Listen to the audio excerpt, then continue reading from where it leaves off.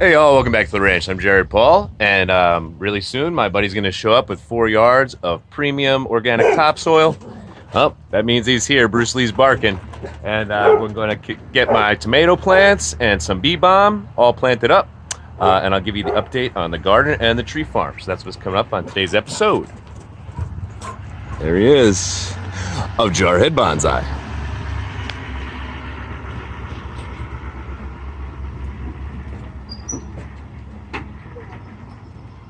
It's great having a friend with all the toys, you know? Guys, relax. It's Grandpa Roland. They love this guy. He's one of my clients' husbands, and we become good buddies. We work together on side jobs and landscapes and stuff like that.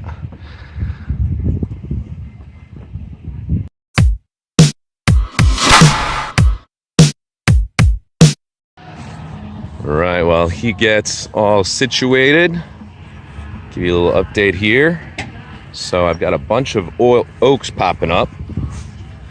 If you had been following, I had a whole bunch of seeds put in this raised tree bed in order to grow them for bonsai. So some of them are really popping up. So that's exciting. Love when a plan comes together. What's up, Roland? Now, you know, living the dream. Thanks for doing it this morning, buddy. Huh? Thanks for doing this morning. No problem. There's a pot inside there for you. Cool. Here we have some patio tomatoes, which grow a little bit larger than a grape tomato. Those are the larger plants. And then over here, my favorites. These are the aroma tomatoes. Kind of like a San Marzano. They don't have as much juice to them, so they're great for making sauce or just eating raw. I love them raw with like a little garlic salt.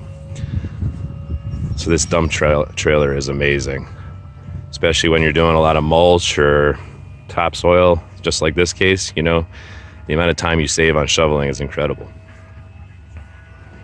So that's his new truck, his toy. Roland's a retired fireman, so now he just does what he enjoys when he wants to. So that's a nice diesel Chevy truck. I believe it's the 2500. Yeah, look at that dark soil. And right here, this is my grass and like leaf clippings as a compost. So what I do is the first 10 to 12 inches of the food grade bucket is these grass clippings. And so it composts and feeds it nutrients throughout the entire growing season. So I have 20 of those pots, and then right here, this is bee balm. And so I'm going to put those around the gardens to get some nice flowers going and attract some bees and hopefully get a lot of fruit this year, fruits and veggies. All right, so let's get to it.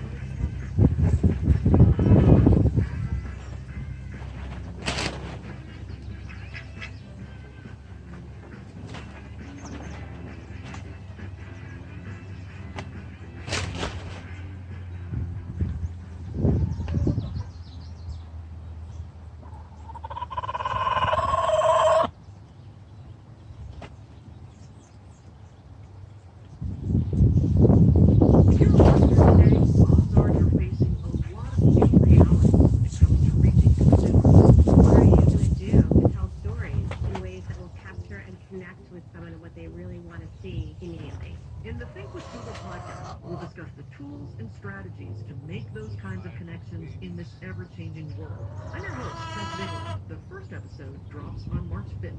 You can listen on Spotify or wherever you listen to ultimate streaming trio. Disney Plus, Hulu, and ESPN Plus together for only $12.99 a month. Now look at the greatest stories ever. All right, y'all, so we got them all planted up. We're gonna get them moved up. We put them right there between the house and the home garage gym because against that wall gets a nice afternoon sun, but they're protected from the wind and they don't get overly scorched. So that's where we like to put them. So we'll move the buckets up there against the garage side, and then we'll put up the tomato cages. We have actually 4 extra buckets, which I was planning on doing some sort of, when these lower branches really grow out, cutting them, pruning off the leaves and planting them as cuttings to create like a second planting for the later in the season. So yeah, we'll try that. And here's the bee balm that will encourage bees and hummingbirds that are all over the ranch to come and create lots and lots of delicious fruit and vegetables to sustain our family. So all right, we're gonna get those cages put up and then we'll close it out. All right, so before we put the cages in, we have to do the most important part, and that's lining them up like perfect Marines. So Laura's like, you got to video this because this is crazy. So the first ones are correct. Okay. All right, right step. Next one. Back 1/4 inch. Good.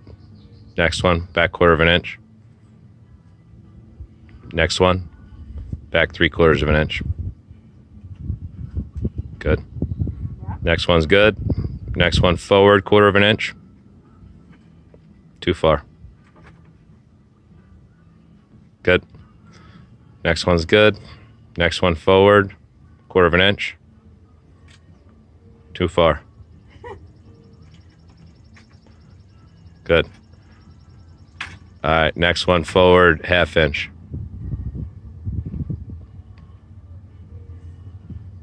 And next one forward 1/4 inch. And we got all the handles facing backwards, so we're good to go. We alternated to keep that nice balance between the Romas and the patio tomatoes. So now we're gonna put these little tomato cages in. So I'm just watering these in as Laura gets the cages together. So what I picked this year are only determinate tomatoes because there's indeterminate and determinate. Essentially that means indeterminate is going to grow like a vine and all season long it's going to be a pain in your butt and you're going to have to like drape it over things. It'll be like 10 feet long. It'll give you great tomatoes. You know, they're healthy and they produce a lot of fruit, but they're a pain in the butt. So determinate, actually they grow up to like a bush size and then they maintain like a 4-foot height, which is maintainable with these tomato cages.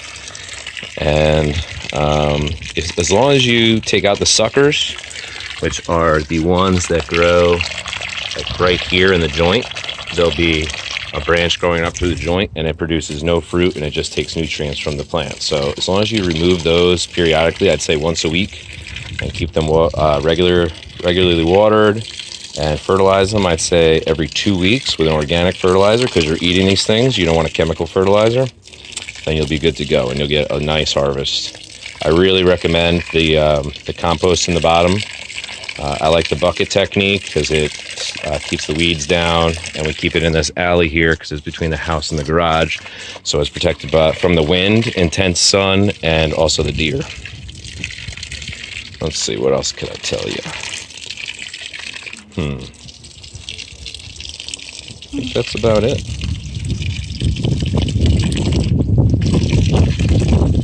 Take out the suckers. Yep, no more info. Is there anything critical about the cages? Nope.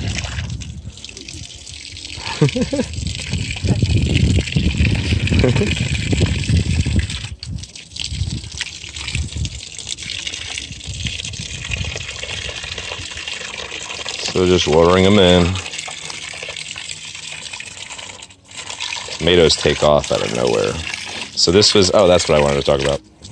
So this is like my original bonsai tree, the tomato plant, because I had a lot of smaller properties. Like I moved a ton.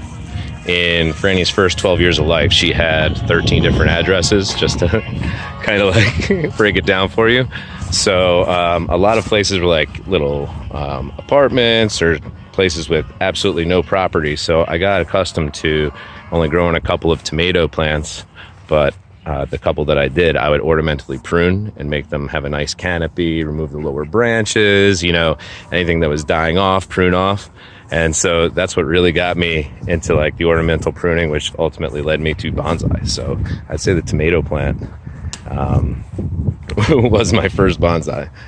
So anyways, I'm just going to get these veggie gardens watered up, and it rained pretty hard the last couple days. So the tree farm, you see all those spruce out there. It's looking nice. They're nice and watered in, so I get a break with that. So I'm just going to take some time to do this. And I think Laura, Franny, and I are going to go paddleboarding this afternoon. So from mine to yours, I hope you all have a great Sunday, and take care, y'all.